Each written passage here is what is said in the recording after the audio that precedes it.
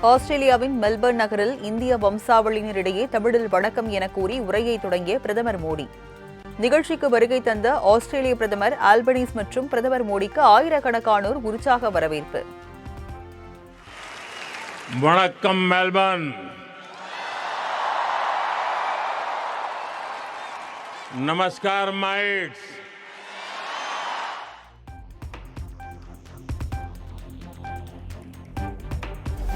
இந்தியர்களின் இதயங்களை கவர்ந்தவர் ஆஸ்திரேலிய பிரதமர் ஆல்பனீஸ். பிரதமர் மோடியின் வேண்டுகோளை ஏற்று ஆஸ்திரேலிய பிரதமருக்காக கைபேசிகளை ஒளிர செய்து இந்திய வம்சாவளியினர் மரியாதை.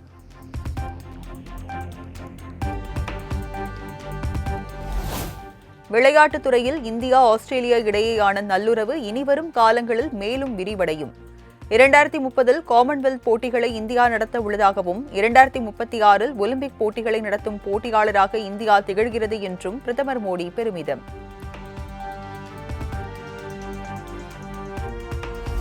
இந்தியா எங்களுடன் இருப்பதால் ஆஸ்திரேலியா இன்னும் சிறந்த நாடாக விளங்குவதாக ஆஸ்திரேலிய பிரதமர் ஆந்தனி ஆல்பனீஸ் பேச்சு. ஆஸ்திரேலியாவுக்கும் இந்தியாவுக்கும் இடையிலான உயிர்ப்புள்ள பாலமாக மோடி விளங்குவதாகவும் நிகழ்ச்சி.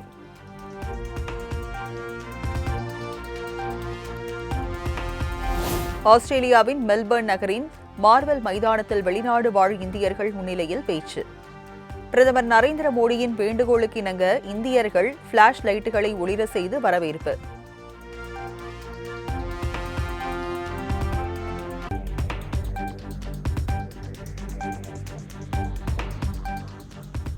மாற்றுத்திறனாளிகளுக்கு 4% இட ஒதுக்கீட்டை உறுதி செய்ய வேண்டும். கோரிக்கைகள் மீது உடனடி நடவடிக்கை தேவை என்றும் மாற்றுத்திறனாளிகள் நலத்துறை குறித்த ஆய்வுக் கூட்டத்தில் முதலமைச்சர் விஜய் உத்தரவு.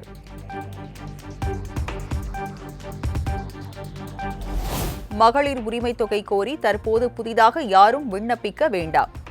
முதலமைச்சர் அறிவித்தபடி அனைத்து குடும்ப தலைவிகளுக்கும் 2500 ரூபாய் வழங்கப்படும் என்றும் இந்து சமய அறநிலையத்துறை அமைச்சர் ரமேஷ் திட்டவட்டம்.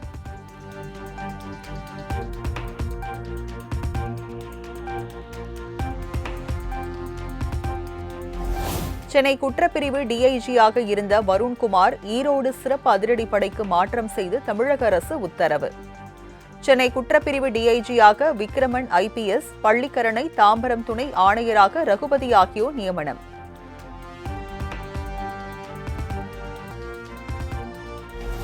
சென்னை தலைமைச் செயலகத்தில் முதலமைச்சர் ஜோசப் விஜய் தலைமையில் தொழில்துறை சார்பான ஆய்வுக் கூட்டம். புதிய தொழில் நிறுவனங்களுக்கு ஒப்புதல் அளிப்பது குறித்து விரிவான ஆலோசனை நடத்தியதாக தகவல்.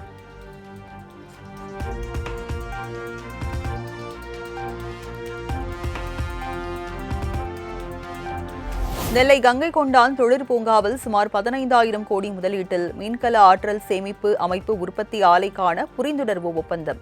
சுமார் 2670 பேருக்கு வேலை கிடைக்கும் வகையிலான ஒப்பந்தம் முதலமைச்சர் விஜய் முன்னிலையில் கையெழுத்தானது.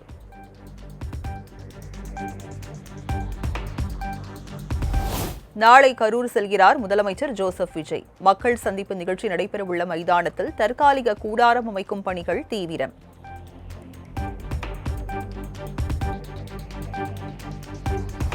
கரூரில் நாளை காலை 11:30 மணிக்கு மக்கள் சந்திப்பு நிகழ்ச்சியில் பங்கேற்கிறார் முதலமைச்சர் விஜய். நலத்திட்ட உதவிகளை வழங்கி உரையாற்ற உள்ள விழாவுக்கு 5000 பேருக்கு மட்டும் அனுமதி.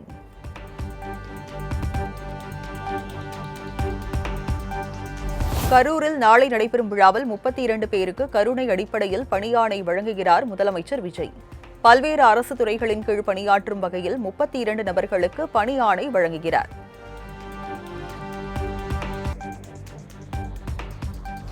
கரூருக்கு நாளை செல்லும் முதலமைச்சர் விஜய் 1700 கோடி ரூபாய் மதிப்பீட்டில் தோல் அல்லாத காலணிகளை உற்பத்தி செய்யும் புதிய தனியார் தொழிற்சாலைக்கு அடிக்கல் நாட்டுகிறார். தொழிற்சாலையின் மூலம் சுமார் 15,000 பேருக்கு வேலை வாய்ப்பு கிடைக்கும் என மாவட்ட நிர்வாகம் தகவல்.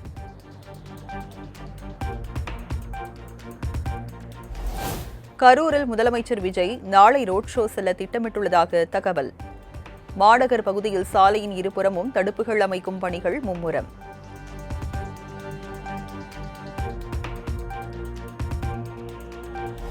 எம்எல்ஏக்களை விலைக்கு வாங்குவதில் மட்டும் கவனம் செலுத்துவதை விட்டுவிட்டு கர்நாடகாவிடமிருந்து நமக்கு வரவேண்டிய தண்ணீரை வாங்கி தருவதிலும் முதலமைச்சர் விஜய் கவனம் செலுத்துவாரா? நீர் வேண்டும் என தமிழக அரசு தரப்பில் யாரும் கேட்கவில்லை என கர்நாடக மாநில நீர்ப்பாசன அமைச்சர் ராமலிங்க ரெட்டி தெரிவித்த கருத்துக்கு பதிலடி.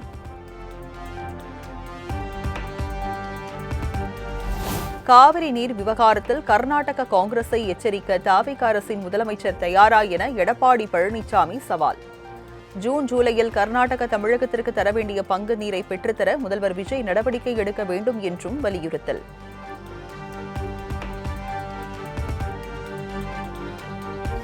விடுதலை சிறுத்தைகள் கட்சித் தலைவர் திருமாவளவன் குறித்த கருத்துக்கு மன்னிப்பு கேட்ட மதிமுக பொதுச் செயலாளர் வைகோ. திமுகவுடன் நட்புடன் இருப்பதாக திருமாவளவன் தெரிவித்ததற்காக அவருக்கு நோபல் பரிசு தரலாம் என கிண்டலடித்த நிலையில் தனது பேச்சை வாபஸ் பெற்றார்.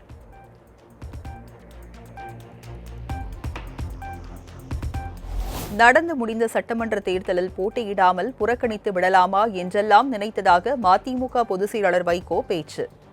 தேர்தலில் போட்டியிடவில்லை என்றால் கட்சிகளின் பதிவு ரத்து செய்யப்படும் என தேர்தல் ஆணையம் தெரிவித்ததால் போட்டியிட்டதாக செய்தியாளர்களுக்கு பேட்டி.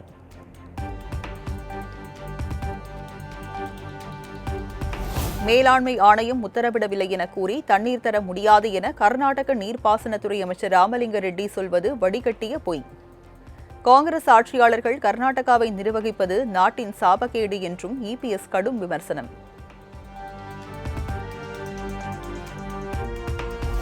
தமிழகத்தில் பல்வேறு பகுதிகளில் மகளிர் விடியல் பயணம் என்ற பெயரில் விடியல் என்ற வார்த்தை நீக்கம். திமுக ஆட்சியில் கொண்டுவரப்பட்ட திட்டம் தொடர்ந்து செயல்படுத்தப்பட்டு வந்தாலும் தற்போது மகளிர் பயணம் என்றே பெயர் வைக்கப்பட்ட நிலையில் திமுகவினர் எதிர்ப்பு.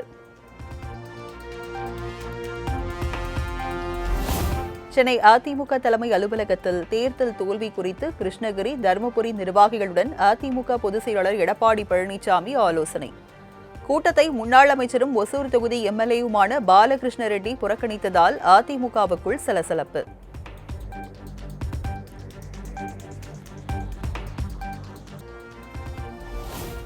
விழுப்புரம் மாவட்டம் திண்டிவனத்தில் நடைபெற்ற அதிமுக நிர்வாகிகள் கூட்டத்திற்கு முன்னாள் அமைச்சர் சி.வி. சண்முகத்திற்கு அழைப்பு விடுக்கவில்லை என குற்றச்சாட்டு. மாவட்ட செயலாளர் பசுபதி ஆதரவாளர்கள் சி.வி. சண்முகத்தின் ஆதரவாளர்கள் வாக்குவாதத்தில் ஈடுபட்டதால் பரபரப்பு.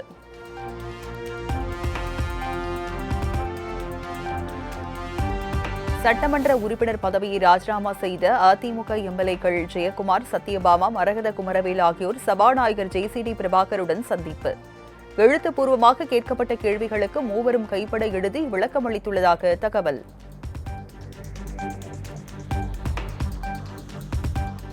தமிழக சட்டப்பேரவை செயலாளர் சாந்தியுடன் அதிமுக கொறடா அக்ரி கிருஷ்ணமூர்த்தி திடீர் சந்திப்பு. அதிமுகவில் இருந்து ராஜினாமா செய்த எம்எல்ஏக்கள் மீது கட்சி தாவல் நடவடிக்கை கோரி புகார் அளித்த நிலையில் பேச்சுவார்த்தை.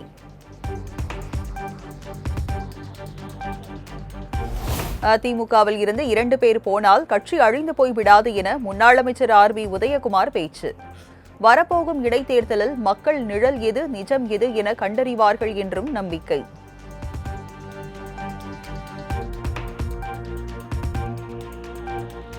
சொத்து தகராறில் சகோதரர் மற்றும் சகோதரரின் மனைவியை அமைச்சர் மரிய வில்சன் தாக்கியதாக தொடரப்பட்ட வழக்கு. புதுச்சேரி நீதிமன்றத்தில் நாளை நேரில் ஆஜராவதில் இருந்து விலக்கு அளித்து சென்னை உயர்நீதிமன்றம் உத்தரவு.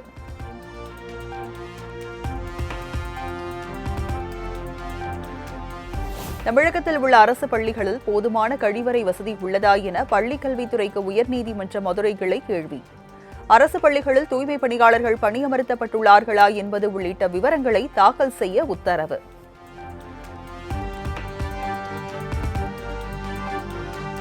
நீர்நிலைகளில் எவ்வித கட்டுமானத்தையும் அனுமதிக்க கூடாது என்ற உத்தரவை அரசு அதிகாரிகள் பின்பற்றாதது ஏன்?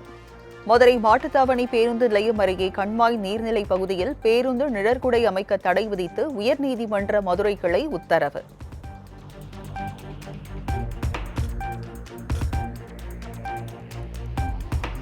வனப்பகுதிக்குள் மின்கம்பங்களை அமைக்க புதிய வழிகாட்டு நெறிமுறைகள் வெளியீடு. மரங்கள் அதிகம் வெட்டப்படுவதை தவிர்க்கும் வகையில் அனைத்து மாநில தலைமை செயலாளர்களுக்கும் சுற்றறிக்கை அனுப்பியது மத்திய சுற்றுச்சூழல் அமைச்சகம்.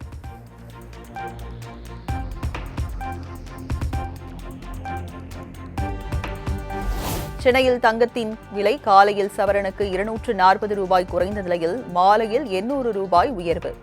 தங்கம் 1 சவரன் 1,06,560 ரூபாய்க்கும் 1 கிராம் 13,320 ரூபாய்க்கும் விற்பனை.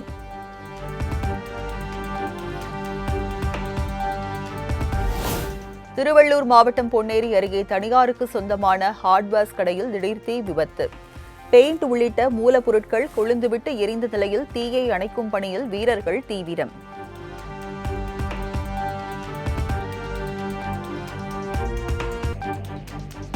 அரியலூர் மாவட்டம் குழவடையான் கிராமத்தில் 20 நாட்களுக்கும் மேலாக மும்முனை மின்சாரம் வழங்கப்படாதால் விவசாயத்திற்கு தண்ணீர் இல்லாமல் பயிர்கள் கருகும் அவலம். நெற்பயிர்களை காப்பாற்ற விவசாயிகள் டிராக்டரில் தண்ணீர் கொண்டு சென்று நீர்ப்பாசனம் செய்து வரும் நிலையில் மும்முனை மின்சாரம் தடையின்றி கிடைக்க கோரிக்கை.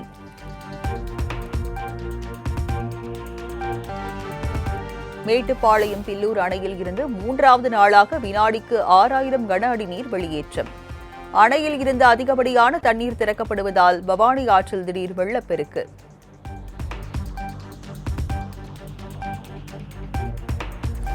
திண்டுக்கல் மாவட்டம் கொடைக்கானல் மற்றும் அதன் சுற்றுவட்டார பகுதிகளில் 1 மணி நேரத்திற்கு மேலாக மழை. கடும் வெயிலுக்கு இடையே பெய்த மழையால் மனோரஞ்சிதம் நீர்த்தேக்கத்தின் அளவு உயரும் என்பதால் விவசாயிகள் பொதுமக்கள் மகிழ்ச்சி.